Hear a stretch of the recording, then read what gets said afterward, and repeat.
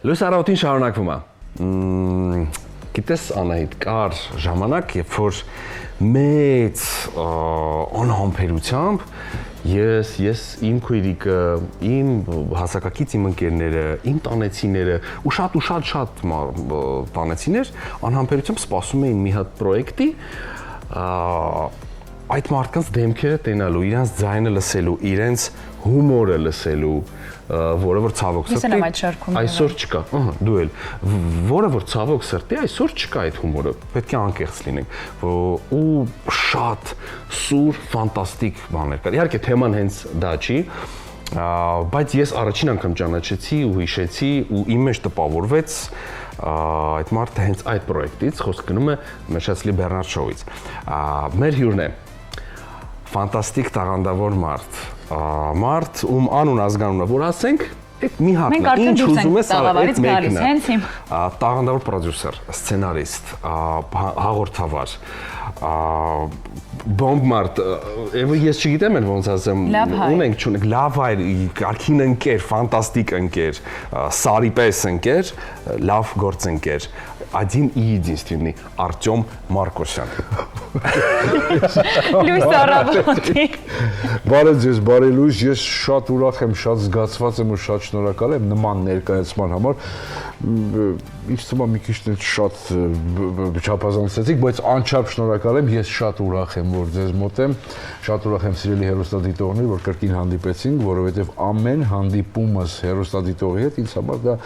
մեծագույն ոգևորություն է եւ մասնավորապես երբ առավոտյան հենց օրվա սկզբին հանդիպում ես քո սիրելի մարդկանց հետ, համ քեզ համար ես ստացված համարում այդ օրը, համ էլ մտածում ես, որ նաեւ ձեզ համար ստացված կլինի, այնպես որ շատ ուրախ եմ, շատ շնորհակալ եմ ու ես էլ գիտեք, ինչքան Ալավերդի պես մի բան պետք է անեմ անպայման, բայց դա ոչ թե որպես պրոտոկոլ, որ հիմա դուք ասեցիք, ես էլ պետք է ասեմ, ես շատ ուրախ եմ, որ դուք կաք, ձեր տեսակը կա թե կյանքում, թե հեռուստատեսությամբ, որովհետև յուրաքանչյուր գեղեցիկը, յուրաքանչյուր կոռեկտը, կազմակերպվածը, չէ, գեղեցիկը, կոռեկտը, կազմակերպվածը, կիրթը միշտ շատ լավ է ապրեք, որ դուք կաք։ Վավ։ Շնորհակալ ենք խորոց սրտի եւ եւ Արտյոմ դուք այն պրոֆն եք ով եւ հարյուրավոր հարցազրույցներ է արել եթե ոչ հազարավոր իհարկե հարյուրավոր հարցազրույցների մասնակիցն է եղել դուք գիտեք մեդիայի, TV, շոու բիզնեսի, կինոյի գաղտնիքները, դետալները, այդ բանալիները, որ ամեն ինչ իդեալական շատ ստացվի։ Մենք հիմա չենք փորձելու հնարավորինս ձեզ նորովի բացել որովհետև մեր հեռուստադիտողը, մեր հայ հասարակությունը գիտի ով է Արտյոմ Մարկոսյանը եւ գիտեն թե որքան լավն է ու սպասված է տարբեր պրոյեկտներում, ֆիլմերում ու միշտ ձեզանից ինչ որ մի բան սպասում են, ասում են, Արտյոմը մի բան անելու է, մի բոց անելու է, մի հետաքրքիր մի բան անելու է, բայց դուք շատ ավելի խորը մարդ եք ու որքան որ դուք ժպտում եք, որքան որ դուք խնդում եք, որքան որ դուք ժպիտ ու խինդուրախություն եք պարգևում բոլորին, իր ներսում կա նաեւ այլ Արտյոմ, ով ավելի լուրջ, ավելի խորացված, ավելի շատ այլ բաների մասին մտածող մարդ է, բայց այնինչ պետք է ոչ մեկ չհասկանա ու չտենա, երբեք չի տենալու եւ չի հասկանալու։ Ու ես հիմա կխնդրեմ բացեք բոլոր այն պրոյեկտների մասին լուրերը, այն բոլոր ֆիլմերը, որոնց պատրաստում եք նկարվեք, եթե կան նման համագործակցություններ, ինչու չկա մի նոր գժական հումորային պրոյեկտ ձեր մասնակցությամբ։ Ասեմ, նախ էլի անչափ շնորհակալ եմ, որ դուք տեսնում եք այն խորքային ավելի կարևորը, ինչ որ շատ-շատերը չեն տեսնում, որովհետև մեր ասպարեզի մարդկանց ոնց են վերաբերում, չէ՞, մասնավորապես այն մարդկանց, ովքեր որ հումորով են զբաղվում, որ այս մարդը պետք է մենակ ծիծաղալու բաներ ասի, ծիծաղալու բաներ անի, բայց դա այդքան էլ այդպես չէ եւ ճիշտ չի, որ մենակ ծիծաղալով եւ հայով չի այս կյանքը, էլ մարդը պետք է իր խորություն ունենա, մարդը պետք է մտքեր ունենա, մարդը պետք է մարդ լինի առաջին հերթին։ Ես շատ շնորհակալ եմ, որ դուք նկատել եք այդ ամենը ու որ խոսքը գնում է արվեստագետի, էկրանի մարդու, բեմի մարդու, ասի ես էլ միշտ ասում եմ, որ շատ կարևոր է, որ մարդկայինորեն եւ ներքին կրթվածությամբ, զարգացածությամբ, չգիտեմ, ինտելեկտով, մտածմունքով, մտածելով պետք է շատ մարդ լինի, մարդ։ Դրա համար շնորհակալ եմ։ Իսկ ինչ վերաբերում է անելիքներին, ինչ եմ արել, ինչ եմ անում, անելիքները շատ են, շատ։ Սկսած մեր կենտրոն հեռուստաընկերություն։ Այո, եւ ես հիմա մոտավոր մի փոքր մասի խոսենք, կզրուցենք, նույն կենտրոնով ես ստացա առաջարկ մի շատ հետաքրքիր նախագիծ ալինել, դե դուք արդեն տեղյակ եք, թե անոնսներից, թե խոսակցություններից, թե վերջը դուք եք բոլորի կողմից սիրված արդեն։ Այո, արդեն Մաֆիան քաղաքում, գիտեք, հեռուստանախագիծ կար, առաջի եթերաշրջանը եղավ, հետո երկրորդ եթերաշրջանի հրավեր ստացա երկրորդ եթերաշրջանի համար, որպեսզի վարողը ես լինեմ։ Ասեմ ձեզ, որ բավականին հետաքրքիր է ստացվել, ես ինքս որպես հեռուստատեսության մարդ ինքս եմ դա ասում, լավ է ստացվել, թե կադրով, թե մոտեցման, բոլորովին այլ բան է լինելու, այնպես որ ամսի 22-ից, ապրիլի 22-ից սիրելի հեռուստադիտողներ եւ այլ հարթակներում դիտողներ, ուշադիր եղեք, սկսելու է այդ նախագծի երկրորդ եթերաշրջանը, որը վարելու եմ ես։ Չեմ ուզում հիմա ճակերտները բացեմ, բոլորովին այլ բան է, ոչ մի բանի նման չի, այսպես ասեմ։ Դա շատ հետաքրքիր է լինելու, ինչ վերաբերում է այլ գործունեությանս, հա, ես միշտ զբաղված եմ, չնայած շատերը ասում են, էկրանային ինչի չես երևում, ինչի բան չես անում, ինչ որ մի հումորային, ինչ որ մի բան, էլի sense բան, հավատացեք հիմա ես ոչ մեծամտություն եմ անում, ոչ ինչ որ գլուխ եմ գովում կամ բան, առաջարկներ շատ է լինում միշտ, պարզապես ես մոտ չեմ գալիս ինչ որ բաների, ինձ պետք է հետաքրքրի ես եւ իմ նման մարդիկ, հիմա միայն իմ մասին չխոսեմ, հա, որոշակի ինչ-որ ճանապարհ անցած, ինչ-որ տեղ հասած մարդիկ հասել ենք նրան, որ մենք կարող ենք մեզ թույլ տալ անել մի բան, որը նաև մեզ է դուր գալիս, մեր սրտով է, մեր մոտեցումներին համահունչ է, դրա համար շատ բաների ես մոտ չեմ գնում, որովհետև մտածելակերպն ու մոտեցումն էլ է փոխվել, այսօրվա հեռուստատեսություն ասացի, հա, այսօրվա հեռուստատեսությունը շատ լայն գաղափար է արդեն դարձել, այսօրվա հեռուստատեսությունը գրեթե ինտերնետային մտածելակերպով է դարձել ու ինտերնետը գիտեք ինչ է անում, էլի, ու ինչ է արել ամբողջ աշխարհին, թե լավ առումով, թե վատ առումով, վատը իմ կարծիքով ավելի շատ է ինտերնետի տված բաների, էլի։ Դա դրա մասին, ֆիլմերի մասին շատ շուտով ներգրավվելու եմ, շատ հետաքրքիր մի ֆիլմ է նկարահանվելու, հայ-ռուսական շատ հետաքրքիր ֆիլմ է լինելու, այնտեղի գլխավոր դերերից մեկը ես եմ խաղալու, ես եմ ներգրավված լինելու նաև այդ ֆիլմի մեջ, դա ֆիլմի մասին է, շուտով սկսվելու են նկարահանումները։ Ինչ վերաբերում է իմ պրոդյուսերական մյուս տворческая деятельность, ինչպես ասում են, այդ բոլորովին վերջերս օրերս ավարտվեց շատ հետաքրքիր մի համերգային շրջագայություն, շատ-շատերը գիտեն, ինչ-որ բոլորն էլ գիտեն, որ այստեղ էր Հայաստանում էր մայստրո Սամվել Երվինյանը ջութակահար եւ ես նույնպես ներգրաված էի այդ գեղարվեստական թիմում էի եւ այդ շրջագայությունը միասին անում էինք թե գեղարվեստական հարցերով էի ես թե ես վարում էի այդ համերգները մենք եղանք նույնիսկ Վրաստանում Նինոց Մինդա, Թբիլիսի, այստեղ Հայաստանում Հրազդան, Գորիս, Երևան, Գապան, մի խոսքով գրեթե ամենուր սա հերթական շրջագայությունն էր իդեպ Սամվել Երվինյանի այս մի քանի տարիների ընթացքում ավանդույթ է դարձել, բարի ավանդույթ է դարձել, սակայն այս անգամ հոբելյանական շրջագայություններ 60-ամյակը մայստրոյի լրացավ, իդեպ ուզում եմ եւս մեկ անգամ չնայած նա իմ ավակ ընկերն է, մենք միշտ խոսում ենք, միշտ ասում ենք, բայց եւս մեկ անգամ ուզում եմ շնորհավորել նրան եւ ընդգծել եւս մեկ անգամ, որ նա ունիկալ եւ եզակի երաժիշտ է։ Իրոք ես չեմ վախենա այդ բառից, եզակի երաժիշտ է, որովհետեւ մարդ, ով շատ երիտասարդ չէ, հա, ամեն դեպքում, բայց 60 տարեկանում անել այն ամենը, ինչ նա անում է, կարողանում է անել, ուզում է անել եւ դեռ դու տեսնում ես այն պոտենցիալը, որ ինչեր ունի անելու, դա հիացմունքի եւ խոնարհման արժանի է։ Եվս մենք անգամ շնորհավորում եմ Սամվելին, ցանկանալով ամենալավն ու բարին եւ հանդիսատեսին շնորհակալ եմ ինչի համար, որպես մարդ, որպես հայ, որպես էլի արվեստը սիրող, նմանատիպ արվեստն սիրող մարդ, որ այդքան հասկանում են, լսում են, սիրում են, գալիս են նրա համերգների ու այդտեղ, որ այդ ամենը ես տեսնում եմ բեմից, դու էլ մասնավորապես բեմի մարդ ես, նաև դու գիտես, թե բեմից հանդիսատես տեսնելը, հանդիսատեսի աչքերը եւ բավարարված այդ աչքերը տեսնելը ինչ կարևոր է, որ տեսնում եմ, ես իմ շնորհակալությունն ուզում եմ հայտնել, որ не всё еще потеряно։ Այո, այդ այցերով տարբեր քաղաքներ եւ Վրաստան իհարկե եւս մեկ անգամ փաստվում է, որ ինչպես որ նշեցիք, не всё еще потеряно ու լավ երաժշտության կողմնակիցներ սիրահարները ավելի շատ են։ Հենց դա է, որովհետեւ շատերի մոտ կա կարծրատիպ, որ այն չեմ վախենա այդ բառից երաժշտական աղբը, որ հիմա տիրում է դաշտում, մենք լուրջ խնդրի առաջ ենք, ինչը որ մատուցում է որպես հայկական բան է, այդ աղբի մեջ մենք ասում ենք, դե արդեն լավ բան չեն լսում, իսկական սիրուն բան չեն լսում,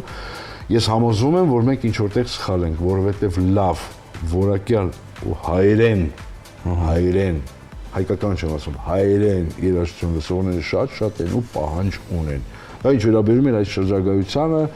ընդհանրապես Ջութակին ու Սամվել Երևյանը եւս մեկ անգամ շնորհակալություն ու խոնարհում ես նրան որպես մեծ մայեստրո, իր գործի վարպետ։ Պարոն Մարկոսյան, տարբեր քաղաքներում աշխատելիս ինչ առանձնահատկություններ նկատեցիք հանդիսատեսի հետ շփման ընթացքում։ Շատ է փոխվում մեր հանդիսատեսը։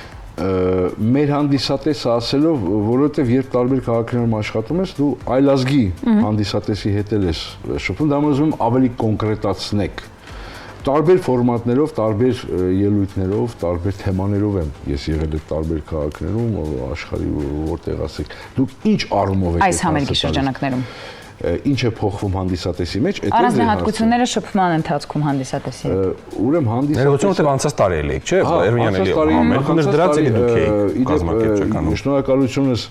Հայկ Հարությունյանին, ով պրոդյուսերն է այս մեծ նախագծի, դրան այսպես անվանենք, Azd Production-ի ղեկավարն է, հիմնադիրն է Azd Production-ը։ Իդեմս Հայկ Հարությունյանի կազմակերպում է այս ամենը։ Շնորհակալություն նրան, որ այս գեղեցիկ երևույթը ձեռնարկում է գրեթե ամեն տարի։ Հանդիսատեսը միշտ զգում է ու ուզում է լավ բան։ Այ հետ եմ գալիս իմ քիչ առաջ ասած խոսքերին։ Լավ բանի կարոտ են։ Գեղեցիկ երևույթի կարոտ են։ Եթե փոփոխություն կա, դու ամեն անգամ զգում ես հանդիսատեսի երիտասարդացում, ինչը ինձ ամենից շատն է ուրախացնում, որովհետև շատերը կարող են մտածեն դե ջութակ, ինչ երկ չկա, որովհետև հանդիսատեսը ու մասնավորապես հայ հանդիսատեսը միջև մի հատ երկ չլինի, մի հատ չերկեն, մի հատ են 6-8 բանը չմտնի, միջև մի հատ դա էլ էր կարծրատիպային։ Երիտասարդանում է սերունդը 18, 20, 25 տարեկան, 16 տարեկան երիտասարդներ, երեխաներ են գալիս համերգների, այսինքն դա շատ կարևոր ցուցիչ է, շատ։ Այ դա է ուրախալի։ Այո։ Պարոն Մարկոսյան, նայեք, դուք շատ մեծ ճանապարհ եք անցած TV-ում, էլի, ու հիմա մենք այն ժամանակներում ենք գտնվում, որ ամեն ինչ գնում է դեպի արհեստական բանականություն, այդ ոդքասթներ, որոնք TV-ից դուրս են, ու կարծես մեր հասարակությանը դա ոնց որ ավելի է հետաքրքրում, ավելի գրավում, որովհետև բոլորի մոտ ինչ որ հիմա կարծիք կա, որ TV-ով շատ բաների մասին չի կարելի խոսել, TV-ով շատ բան արդի չէ եւ TV-ին շատերը չեն նայում։ Ինչ է կարծում։ Ազատությունը ունենում են այնտեղ։ TV-ին ընդհանուր հասել է այդ աստիճանի, որ TV-ին արդեն կարելի ասել հետաքրքիր չէ։ Հենց TV-ի մեղավորությունն էր, որ TV-ին իր դիրքերը